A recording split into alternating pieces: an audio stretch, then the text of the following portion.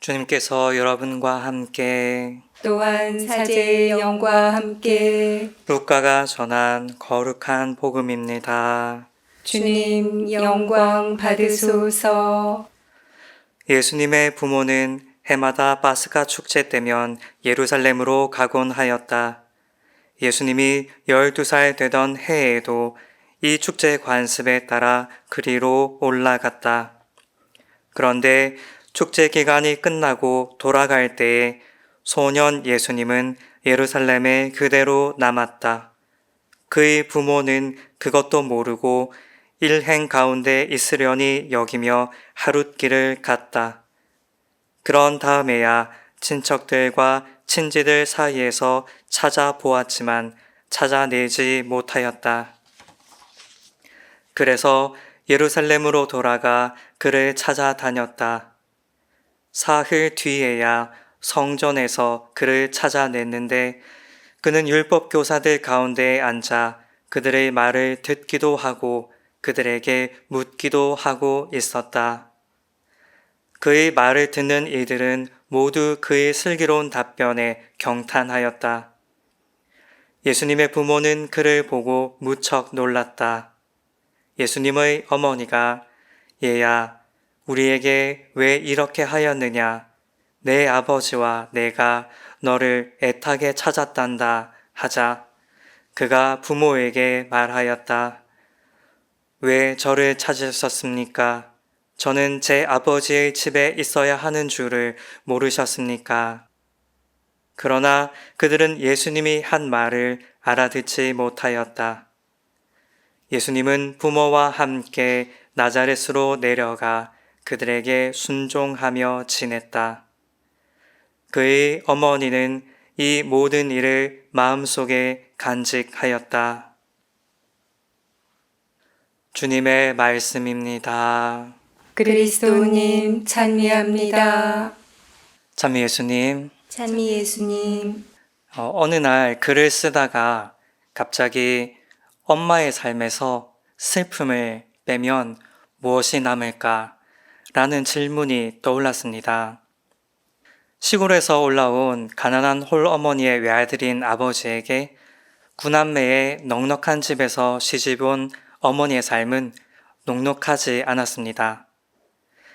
제가 크고 나서 들을 수 있었던 이야기지만 시어머니와 남편 사이에서 흘렸던 어머니의 눈물 이야기는 끈질긴 늦여름 장맛비와도 같았습니다. 그리고 제가 만난 한국의 많은 어머님들의 삶도 저희 어머니의 삶과 그리 다르지 않았습니다. 그리고 그분들에게처럼 첫 아들인 저는 어머니의 삶의 희망이었습니다. 하지만 어머니는 삶의 희망이었던 저에게도 결국 버림받으셨습니다. 지난 2021년 매일미사에서 나눠드렸듯이 저희 가족은 신자가 아닙니다. 고등학교 때 세례를 받았던 이야기도 그때 간단히 나눠드렸습니다. 그렇게 시간이 지났고 30을 훌쩍 넘겨서 저는 수도회 입회를 결심하게 되었습니다. 다니던 회사를 그만두고 입회를 준비하며 지내던 원룸에서 나왔을 때에도 부모님 집에 들어가지 못하고 친구들 집이나 찜질방을 전전해야 했습니다. 신학교 지원서도 출력할 곳이 없어서 성가대 동생 집에 놀러 간 날 새벽에 조용히 출력했었습니다. 이 이야기를 드리는 이유는 제가 어렵게 지냈다는 것을 이야기하고자 하는 것이 아니라 제가 이러고 있는 동안 어머니가 얼마나 힘드셨는지를 전해드리기 위해서입니다. 제가 회사를 그만두고 입회한다고 했을 때 어머니는 삶의 마지막 희망을 잃으셨습니다.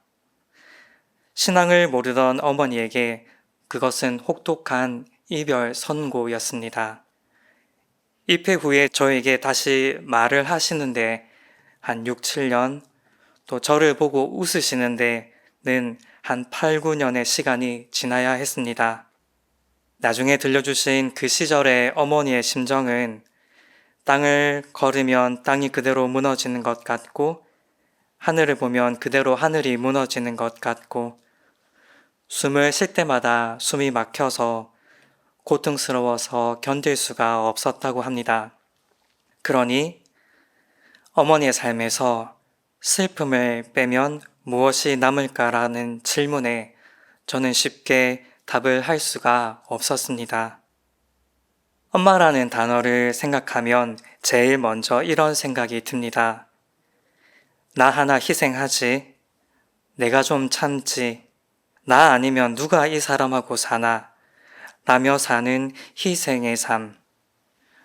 여러분들도 그렇지 않으신가요? 저는 상담, 영적 지도 코칭도 하고 있지만 이런 공부들에서는 그런 희생자 역할의 엄마의 모습을 왜곡되고 미성숙하고 주체적이지 못한 삶이라고 이야기합니다. 그런데 저는 반은 수긍하지만 반은 수긍할 수가 없습니다. 누가 저에게 성모님의 사랑을 어떻게 배웠냐고 물으시면 저는 바로 그런 희생하는 저희 어머니의 삶에서 배웠다고 대답합니다. 신자가 아닌 저희 어머니의 삶에서 저는 성모님의 사랑을 배웁니다. 성모님의 삶도 그랬지 않습니까?